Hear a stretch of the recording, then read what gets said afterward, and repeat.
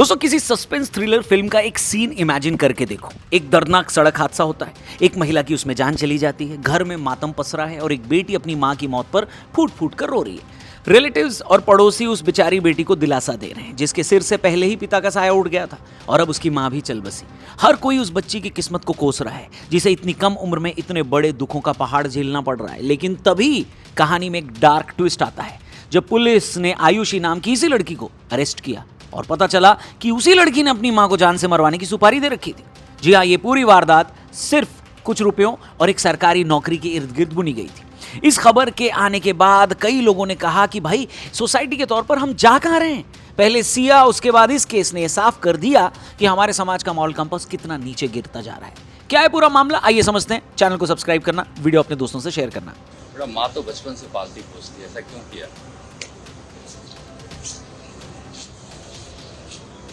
अफसोस है आपको? कितने दिन से कर रही थी प्लानिंग?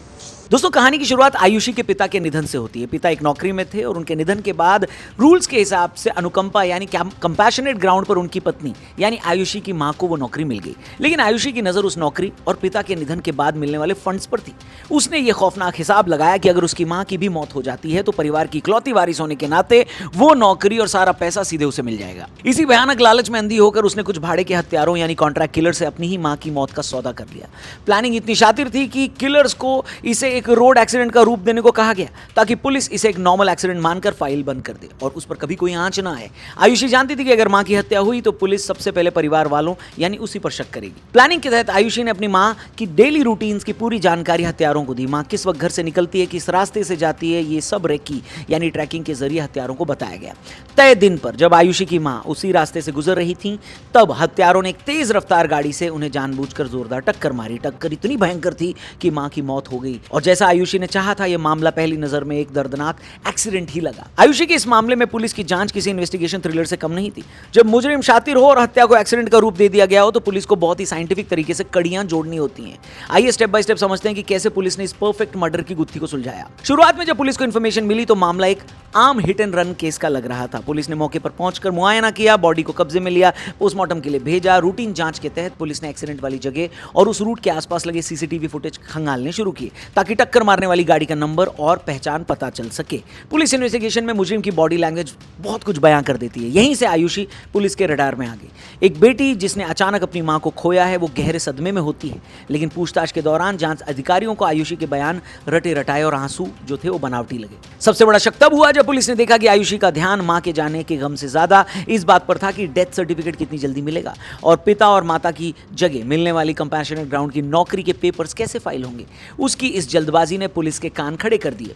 शक गहराने पर पुलिस ने अपनी जांच का एंगल हादसे से हटाकर हत्या की तरफ मोड़ा। पुलिस ने आयुषी और उसकी मां दोनों के मोबाइल नंबर सर्विलांस पर डाले और पिछले कुछ महीनों की कॉल डिटेल्स यानी सीडीआर निकलवाई। जांच में सामने आया कि आयुषी कुछ संदिग्ध नंबरों पर लगातार बात कर रही थी। सबसे चौंकाने वाली बात यह थी कि घटना वाले दिन और एक्सीडेंट के ठीक पहले भी उन नंबरों पर उसकी लंबी बात हुई थी। अब पुलिस को यह साबित करना था कि वे संदिग्ध नंबर किसके थे और घटना के वक्त वे कहां थे। पुलिस ने टावर डंप डेटा की मदद से उन नंबर्स की लोकेशन ट्रेस की और यह साफ हो गया कि जिन अनजान नंबरों पर आयुषी बात कर रही थी उनकी लोकेशन ठीक उसी समय उसी रास्ते पर थी जहां आयुषी की मां का एक्सीडेंट हुआ था।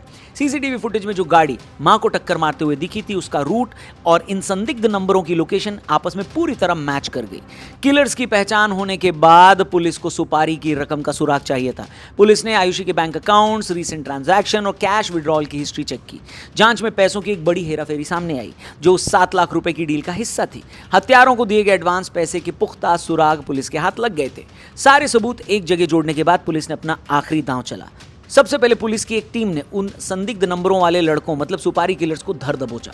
थोड़ी सी सख्ती बरतने पर ही उन्होंने पूरा सच उगल दिया और आयुषी के साथ हुई 7 लाख की डील का भांडाफोड़ कर दिया। किया गया है कि लगभग महीने भर से इस रेकी में शामिल थे और घटना के दिन इन्होंने रेकी करी, महिला की जो मूवमेंट थी उनको देखा और उसके बाद में शाम को इस दुर्घटना को कारित किया।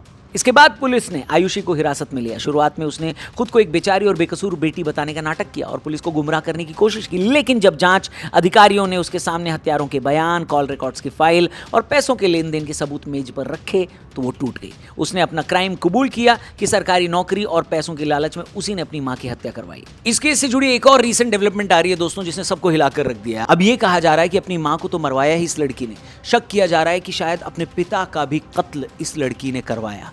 हालांकि ये पहले बोला जा रहा था कि उसके पिता एक बीमारी की वजह से मरे, लेकिन अब ये शक किया जा रहा है कि कहीं पहले अपने पिता को मरवाया और फिर अपनी मां को मरवा के उस नौकरी को पाने की कोशिश तो इस लड़की ने नहीं की। बहुत सारे मीडिया और सोशल मीडिया पोस्ट इस बारे में इशारा कर रहे हैं। मतलब अगर ये बात साबित हो जाती है और ये सच है तो सोचिए कितने बड़े दुख की बात। एक डिबेट समाज में ये शुरू हो चुकी है ऑलरेडी। सिया का केस हो, सोनम रघुवंशी का केस हो, उससे पहले मुस्कान का केस हो, और न जाने ऐसे कितने केसेस हैं जो ये सोचने पर इंसान को और एक परिवार को और हम सबको मजबूर करते हैं कि आखिर लोग अपनों की ही हत्या क्यों कर रहे हैं। वो आखिर सोच क्या है, इस पर डिबेट होनी, इस पर बातचीत होनी शुरू हो चुकी है। वेल, इसके बारे में हम आगे बात करेंगे, लेकिन इस तरह के जघन्य और प्री प्लान मर्डर के मामलों में जो थ्योरी सबसे पहले सामने आती है, अक्सर कहानी उससे कहीं ज्यादा गहरी होती है। पुलिस और एक्सपर्ट्स के नजर से देखें तो इस केस को सिर्फ नौकरी के लालच तक सीमित नहीं किया जा सकता। इन्वेस्टिगेशन और लीगल डिफेंस के हिसाब से इस केस के कई और छिपे हुए एंगल हो सकते हैं जिसकी जांच होना जरूरी है। यह सोचना थोड़ा मुश्किल है कि एक आम लड़की रातों रात 7 लाख रुपए की सुपारी देने और क्रिमिनल्स तक पहुंचने का नेटवर्क खुद बना लेगी। क्या कोई और लड़के, बॉयफ्रेंड या करीबी तो शामिल नहीं है इसमें? अक्सर ऐसे मामलों में कोई तीसरा व्यक्ति, जैसे कोई प्रेमी, दोस्त या रिश्तेदार मास्टरमाइंड होता है जो लड़की को भड़काता है और अपराधियों से उसकी सेटिंग भी करवाता है। उसने कहा था क्या आपसे, भाई ने?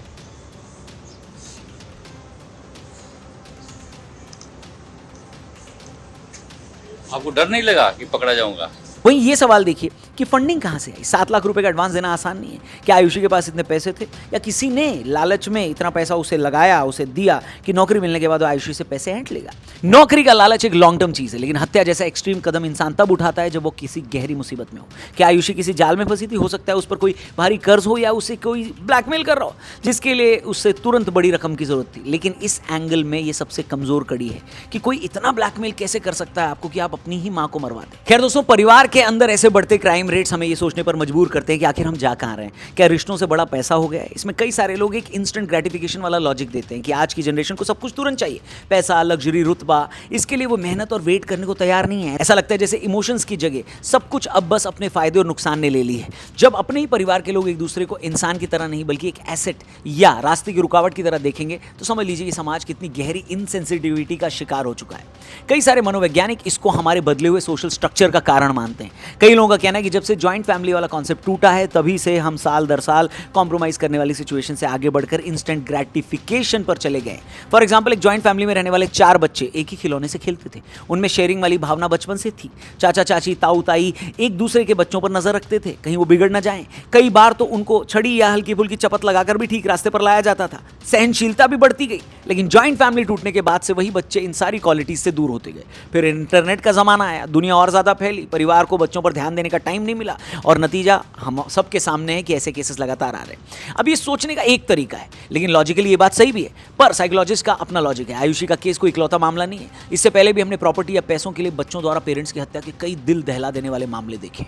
दुनिया भर की क्रिमिनोलॉजी स्टडीज भी ये बताती हैं कि परिवार के अंदर होने वाली हत्या के मामलों में अक्सर डार्क ट्राइड पर्सनैलिटी ट्रेट्स देखने को मिलते हैं, यानी नार्सिसिज्म मतलब खुद से ज्यादा प्यार करना, दूसरों का फायदा उठाना, और साइकोपैथी यानी सिंपैथी की कमी। जब समाज में कम्युनिटी सपोर्ट टूटता है और लोग न्यूक्लियर सेटअप में ज्यादा आइसोलेट हो जाते हैं तो ऐसे क्राइम्स का ग्राफ बढ़ता है। यहां भी वही लॉजिक काम कर रहा है। इसमें मेंटल काउंसलर्स का नजरिया क्या कहता है वो भी समझते हैं। साइकोलॉजिस्ट के अनुसार इसके पीछे कई पॉसिबल कारण हो सकते हैं। इसमें सबसे पहले एक टर्म इस्तेमाल होता है जिसको अंडरलाइंग टॉक्सिसिटी कहते हैं। कई बार परिवारों में बाहर से सब नॉर्मल दिखता है लेकिन अंदर गहरा कम्युनिकेशन गैप और टॉक्सिसिटी होती है। इसके बाद इंपल्स कंट्रोल भी कमी का एक कारण होता है। बचपन से ही सही वैल्यू सिस्टम न मिलना और हर मांग पूरी होने से जब पहली बार कोई रुकावट आती है तो दिमाग क्रिमिनल के तरीके से सोचता है। इसका छोटा सा एग्जांपल लोग देते हैं कि जब किसी छोटे बच्चे को उसके मन का कुछ नहीं मिलता तो या तो जमीन पे लेटता है या फिर अपने माँ बाप पर ही हाथ छोड़ देता है। ये क्या उसका पहला सिम्टम है? और बाकी तीसरा टर्म आता है एम्पैथी का खत्म होना। काउंसलर्स मानते हैं कि स्क्रीन टाइम, वर्चुअल दुनिया और सोशल मीडिया के दिखावे ने रियल लाइफ के इमोशंस को सुन्न कर दिया है। आयुषी का एक कदम सिर्फ एक पुलिस केस नहीं, ये एक अलार्म है। हमें ये सोचना है कि हम अपने घरों में बच्चों को क्या सिखा रहे हैं, पैसा कमाना या एक अच्छा इंसान बनना। बाकी इस केस को देखने के बाद आपका पहला रिएक्शन क्या था? इस बारे में सुनने के बाद आप क्या सोच रहे हैं? सबसे पहले कमेंट करके जरूर बताना। वीडियो पसंद आई तो इसे अपने दोस्तों से शेयर करना, चैनल को सब्सक्राइब करना। जल्दी मिलते हैं। जय हिंद।